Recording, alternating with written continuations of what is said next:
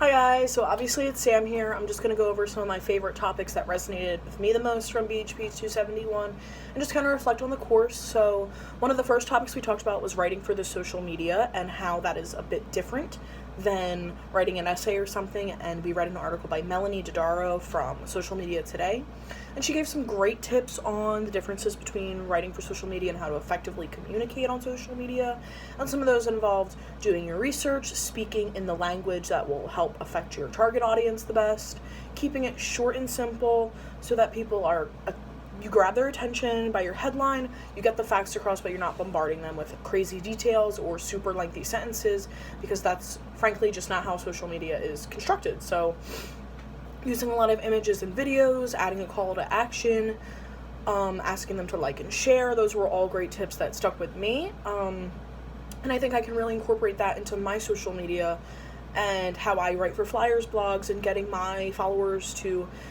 click the links and share and like and get their attention without overdoing it and without overwhelming them with information. So I really liked those tips from Melanie and some of the other articles that we read, a lot of those tip lists. Secondly, presenting yourself online. I thought that was really important, especially as college students in the class. We learned that in the LearnVest article that colleges and businesses are absolutely checking your profiles before you get hired or interviewed. And it's very important that we don't end up like Justine Sacco, who we talked about, where she tweeted something very offensive that was interpreted the wrong way by some people, and she lost her job to that. So it's really important because it will affect your business life, your personal life, your college life, whether you're trying to get into grad school or get a job interview. People are checking your social media, and if you don't present yourself well online, you'll be thrown out the door or fired. In the class debates, we talked about how privacy is an issue and where the line should be drawn. And I do think that there is a line that sometimes businesses don't always have the right to check your social media, but I felt like the class kind of came to a consensus that people definitely need to think before they post. You shouldn't post anything that makes you look bad or makes you look irresponsible, and that may be a good idea is having two separate accounts, like a business account that is public, and you just keep your business, your portfolios on there, and then maybe a private account that is your personal life, and then they don't get mixed up and you get both. So I thought that was a great lesson too, especially for younger students who haven't maybe gotten right into the business scene yet, but that's going to be a great key thing for us to utilize later. So I really like that. And then finally, my favorite I think was learning about journalism and how social media and the news has changed with the journalism field, because I am a sports media major and a journalism minor looking to go into sports writing, and I think that the consumer journalism and the live action journalism, like Priscilla Villarreal, the Nightcrawler, talked about, having those live action reports from crime scenes, natural disasters, tragedies like school shootings. The addition of live journalism, people are able to get those minute by minute updates from the people that are actually in the event, which to me are the best people to ask about the events, or the people that was involved, no matter how painful.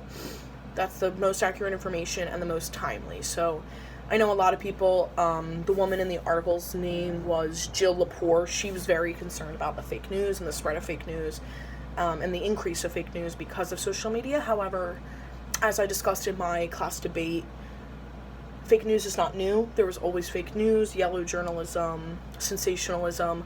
I just think that that's a problem that we're going to have to deal with. Just like there's always going to be liars in the world, there's always going to be fake news in the news, no matter what the journalism is, the platform, whether it's a newspaper or a tweet.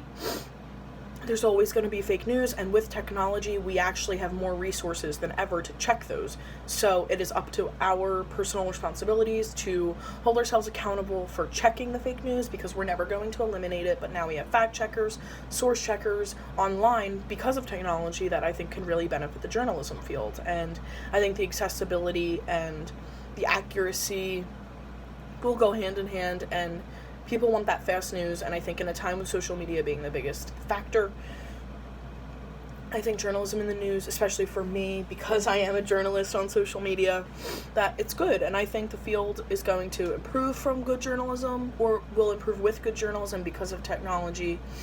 So I thought that was really interesting that, yes, there are risks, but there are risks with all technologies, and I think that as modern society grows, we're not going to go back to pre-technological times, so we have to do our best to accept it and embrace it and use it to the best of our advantage. And I thought BHP 271 Online Explosion did a great job at teaching us how to do that and showing us the best ways how to utilize our technology and implement it into the business world and communication world. So overall, it was a great class. Those are just a few of the things I took away from it, some of my most important lessons. But overall, a great class, and thank you guys so much for your time. Have a good one. Thank you.